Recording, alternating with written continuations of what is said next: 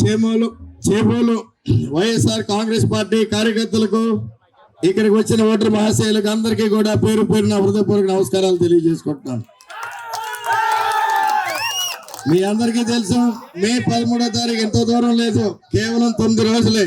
మనం చాలా చాలా కీలకమైన దశలో ఉన్నామని చెప్పి కూడా గుర్తు చేసుకోండి. మనందరి ప్రీతమ నాయకులు మన రాష్ట్ర ముఖ్యమంత్రి వైఎస్ జగన్మోహన్ రెడ్డి గారు ఏ మాదిరిగా గత 5 సంవత్సరాలు ఈ రాష్ట్రాన్ని పరిపాలించారో మీరు అందరూ కూడా గుర్తు చేసుకోవాలి.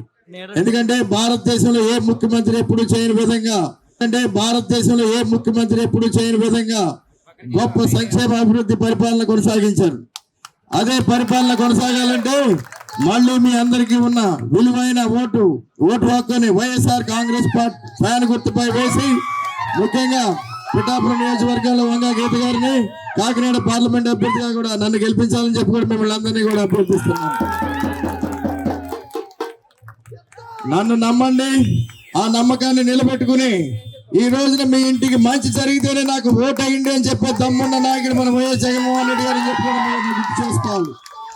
అలాంటి నాయకుడు ఆలోచనలకు ఆదర్శంగా తీసుకుని నేను కూడా ఈ ప్రాంతంలో, ముఖ్యంగా పుట్టిన ప్రాంత అభిమానం ఉన్న ప్రాంతం మీద ప్రేమతో ఈ రోజున మీ అందరి ముందుకి కూడా నా లోకల్ మేనిఫెస్టోతో రావడం జరిగింది. ఈ మేనిఫెస్టోని మీరందరూ కూడా రాబోయే 9 రోజులు కూడా ప్రతి గడపకి తీసుకెళ్లి తప్పకుండా మా అభ్యర్థులు ఇద్దరిని కూడా బలపరుస్తారని చెప్పి కూడా కోరుకుంటున్నాను. ముఖ్యంగా ఈ మేనిఫెస్టోలో ఉన్న 4 అంశాలు ఈ రాష్ట్రంలో ఉన్న యువతకి ముఖ్యంగా ఉద్యోగ అవకాశాలు ఏ మాదిరి ఎదురు చూస్తారో, ముఖ్యంగా కాకినాడ పార్లమెంటు పరిధిలో మేము ప్రత్యేక దృష్టి పెట్టి రాబోయే రోజుల్లో, అంటే ఎలక్షన్ అయిన వెంటనే ఇక్కడ గీత గారు ఎమ్మెల్యేగా, నేను కాకినాడ పార్లమెంట్ అభ్యర్థిగా ఎంపీగా తప్పకుండా ఈ 4 అంశాలని కూడా గతంలో ఎప్పుడు చేయని విధంగా అమలు పరుస్తామని చెప్పి కూడా మీకు తెలియజేసుకుంటున్నాను. ముఖ్యంగా మొదటిది, కాకినాడ పార్లమెంట్ పరిధిలో ఉన్న 400 గ్రామాలని కూడా దత్తత తీసుకుని గ్రామానికి ₹1 కోటి నిధులతో రాబోయే 5 సంవత్సరాలు 400 కోట్లతో అభివృద్ధి చేస్తామని చెప్పి కూడా మీ అందరికీ హామీ ఇస్తున్నాం. అలాగే ముఖ్యంగా ఈ కాకినాడ పార్లమెంట్ పరిధిలో ఉన్న యువత అందరికీ కూడా ఈ రోజు ఉద్యోగ అవకాశాల కోసం కింద మీద పడుతున్న దృష్టి అందరికీ కూడా దృష్టిలోకి వచ్చింది.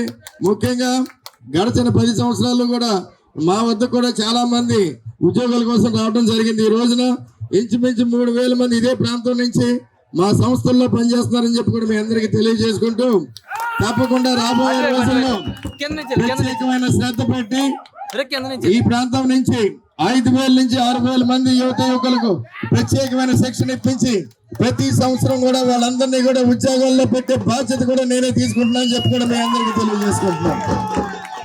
అలాగే ఈ కాకినాడ పార్లమెంట్ పరిధంతా కూడా పారిశ్రామికంగా చాలా అనువైన ప్రాంతం.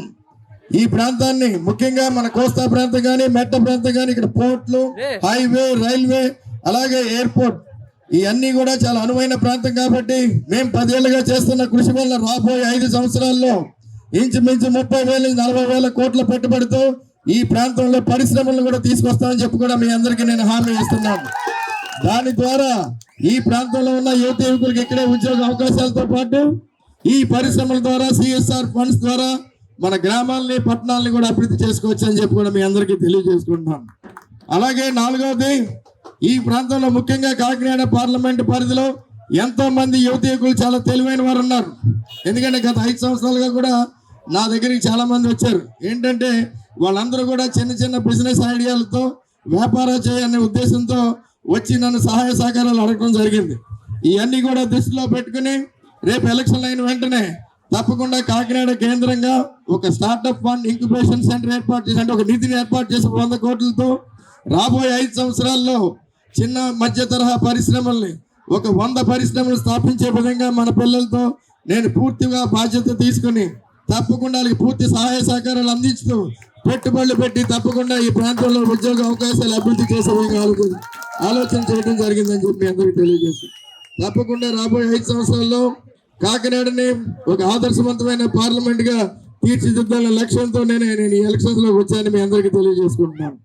మీ అందరికీ తెలుసు, మన ప్రీతమ నాయకురాలు డైనమిక్ లీడర్ వంగా గీత గారు ఏ మాదిరిగా గతంలో ఎమ్మెల్యేగా ఉన్నారో, ఏ మాదిరిగా ఎంపీగా ఉన్నారో మీ అందరికీ తెలుసు. ఎందుకంటే ఎవరు చేయని విధంగా కూడా గొప్ప గొప్ప కార్యక్రమాలను ఈ నియోజకవర్గంలో చాలా చేశారు. అలాంటి గీత గారు కూడా ముఖ్యంగా చేయటమే కాకుండా మీ అందరికీ కూడా, ప్రతి ఒక్కరికి కూడా అందుబాటులో ఉంటూ మీ అందరూ కూడా అందుబాటులో ఉంటూ కూడా ఎన్నో కార్యక్రమాలు చేశారు. ఇవన్నీ కూడా గుర్తు చేసుకోండి. తప్పకుండా రేపు జరిగే ఎలక్షన్స్ లో మీరందరూ కూడా పూర్తిగా అవగాహన చేసుకుని మీరందరూ కూడా రేపు చేసే ఈ ఎలక్షన్ క్యాంపెయిన్ లో ప్రతి ఒక్కరికి చెప్పండి ఏ విధంగా అయితే అర్హత ఉన్న అభ్యర్థులకి మనం ఎన్నుకోవడం వల్ల ఎంత ఉపయోగం. ఎందుకంటే ఇప్పుడు తరానికే కాకుండా రాబోయే తరానికి కూడా ఉపయోగపడే విధంగా ఆలోచన చేయమని, అలాగే అర్హులైన అభ్యర్థులకే ఓటు వేయాలని చెప్పి కూడా మీరందరూ కూడా ప్రచారంలో ముందుకు తీసుకెళ్లాలని చెప్పి కూడా ప్రతి ఒక్కరిని కూడా కోరుకుంటున్నాను. తప్పకుండా జగన్మోహన్ రెడ్డి గారు ఏ విధమైన పరిపాలన చేశారో ఇదంతా కూడా గుర్తు చేసుకోండి. తప్పకుండా ఇలాంటి పరిపాలన కొనసాగాలన్నా, మన జగన్మోహన్ రెడ్డి గారు ముఖ్యమంత్రిగా కొనసాగాలన్నా మీరందరూ కూడా రేపు పిఠాపురం నియోజకవర్గంలో వైఎస్ఆర్ కాంగ్రెస్ పార్టీని భారీ మెజారిటీతో గెలిపించాలని, అలాగే కాకినాడ పార్లమెంట్ అభ్యర్థిగా నన్ను కూడా గెలిపిస్తారని కూడా కోరుకుంటూ మీ విలువైన సమయాన్ని 4 గంటల నుంచి కూడా తిరుగుతూ ఇంత హుషారుగా ఉన్నారంటే తప్పకుండా మీ హుషారుతో రేపు వైఎస్ఆర్ కాంగ్రెస్ పార్టీ బ్రహ్మాండమైన విజయం ఇక్కడ సాధిస్తున్న సందేహం లేదని చెప్పి కూడా తెలియజేసుకుంటాను. జై జగన్, జై జగన్. Thank you.